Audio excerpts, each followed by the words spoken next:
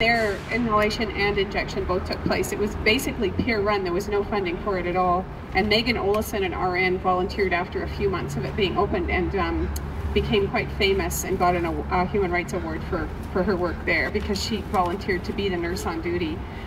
You don't necessarily need a nurse on duty, but you need a responsible person in charge. So that operated from April until well past into October. And I think it was crucial in getting the other site open. So again, we're looking at any way that we can open an injection site again and provide inhalation and do it, it's called unsanctioned. When they don't arrest you and charge you, and everyone thinks it's illegal, but they don't arrest you and charge you, it's kind of not illegal, if you notice that. And then we just start calling it unsanctioned. In other words, they haven't approved it or anything like that. So anyone who wants to do that, you can come and join our club, because we're going to do that again. And we don't know, we have almost no resources, so it's just the willingness to come and be part of a team that will keep working on it till we get something open.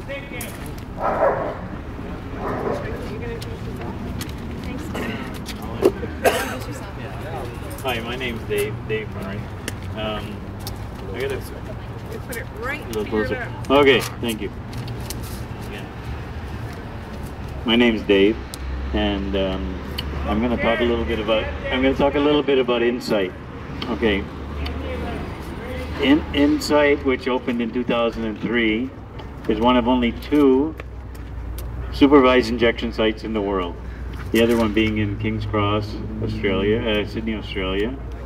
Our site is a medically supervised injection site. Now there's about 70 injection sites in the world, and most of them are in Europe, and they operate as drug consumption rooms, which are peer operated, and where the consumption of illegal substances is legal. In Vancouver here, we've had our Insight has been open, the legal part, since 2003. It's been a dog fight to keep it open with the government, the federal government that we have, to have our exemption. It's still in place. And I have some interesting figures on Vancouver Coastal Health, on like the people that we're saving there. They have about 750 to 800 visits a day. Over 250,000 visits last year. These are 2007, 2008 figures. Okay.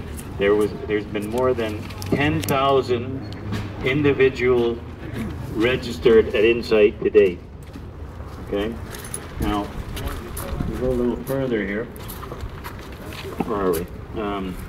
Now, as far as community support goes, this is important. Okay. Community support. Well, in May 31st, 2008, Angus Reid Strategies did a survey of community support for Insight. 57% of Lower Mainland residents support Insight, and further 65% of Vancouver residents support Insight.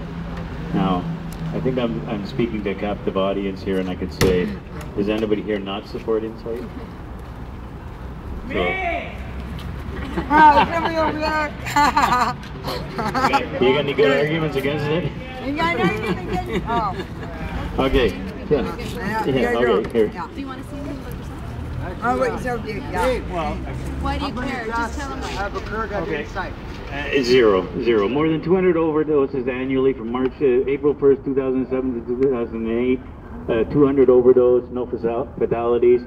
They had 3,862 first aid and medical care interventions.